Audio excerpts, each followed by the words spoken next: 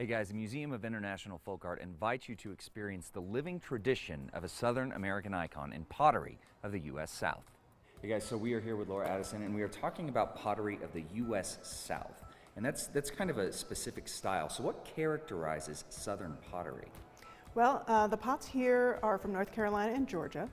And as people look around the show, what they'll notice is that they are very simple forms. Okay. They're utilitarian forms from an agrarian time. Okay. There are churns, there are jugs, there are crocks, that sort of thing. Okay. And so they were very functional forms. Okay. And there's a real lack of embellishment, intentionally so.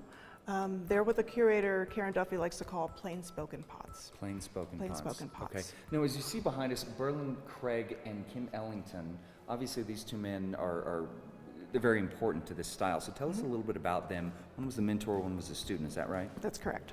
Okay. But not in such a defined fashion. So they were both from an area called the Catawba Valley, which is in North Carolina. And it's sort of in between Charlotte and Asheville, North Carolina, just to situate people. And Berlin Craig was born in 1914, and he learned in his early teens how to do pottery. He is credited with reviving this Southern pottery tradition of the Catawba Valley in the 1970s. So in keeping with the tradition of these apprenticeships, which is how a lot of this knowledge was passed down in the American South. It was by apprenticeships and it was through families. Okay. So Berlin Craig, he taught Kim Ellington. Kim Ellington went to, he studied at an art school, and then he grew up in the Catawba Valley, but yet he never knew anything about the clay tradition there. He started discovering some of the pots, the alkaline glazed pots, and he was really interested. But here was this tradition that was right under his nose, and he didn't know anything about it. And so he was directed towards Berlin Craig, and the way in which he learned was simply by observing. Okay. There was not this sort of direct teaching that happened. He would simply be a fly on the wall and he'd watch. Wow. And he would go with Berlin to gather the clay and to make the glazes. The glaze included crushed glass bottles, ash from the ground, from previous burnings, for example.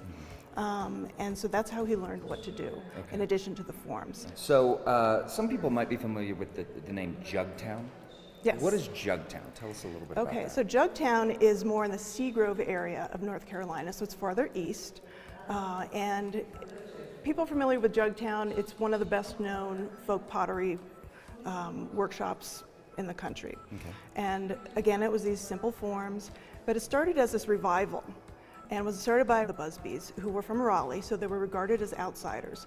They started collecting this orange ware pottery that they were really interested in. It was a regional tradition.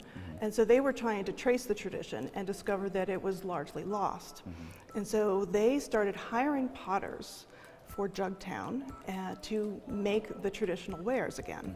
Today, Jug Town still continues. It's owned by the Owens family. Okay. And we have examples from Jug Town from Vernon, the father, his wife, Pamela, and their son, Travis, as well as their daughter. So Jug Town really is partly responsible for keeping the living history of this craft going. Is that Absolutely. Right? And living tradition is it's the fundamental idea underlying this show. That these aren't just traditions, they're not static, and they're not in the past. They're living traditions, they're ongoing, and they are, as traditions always do, they're always changing. So for more information on the pottery of the U.S. South and the Culture Pass, head over to casa.com.